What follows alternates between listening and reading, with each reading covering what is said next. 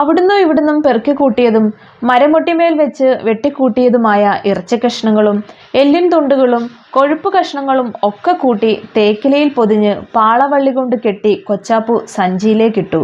നഖങ്ങൾക്കു ചുറ്റും ചോര പുരണ്ട അവന്റെ വിരലുകൾ ലൂസി കണ്ടു.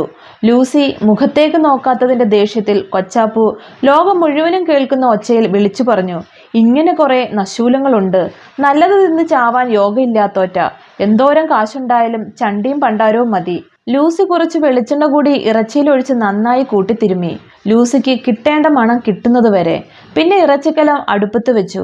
ഇനി ചെറുതീയിൽ വെന്തു കുറുകട്ടെ. എന്നിട്ട് വേണം വലിയ ഇരുമ്പ് ചീനച്ചട്ടിയിലേക്ക് മാറ്റാൻ.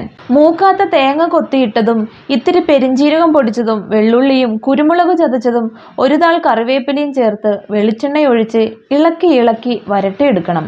ചെറുതീയിൽ. എരിവ് പോരെങ്കിൽ കുരുമുളക് പൊടിച്ചതേ ചേർക്കാവൂ. കടും നിറമാകുന്നത് വരെ വരട്ടണം. അത് ബ്രിജിത്തയ്ക്കുള്ളതാണ്. ഞായറാഴ്ച രാവിലെ 11 മണിക്ക് അതും കൂട്ടിയാണ് ബ്രിജിത്ത 2 കപ്പ് കള്ളു കുടിക്കുക. ലൂസിക്കുള്ള വെട്ടിക്കൂട്ട് കൊള്ളിക്കിഴങ്ങോ ചേമ്പോ ചേനയോ കൂട്ടിയിട്ട് തേങ്ങ വറുത്തരച്ച ഒരു കറിയായിട്ടാണ് ഉണ്ടാക്കുക.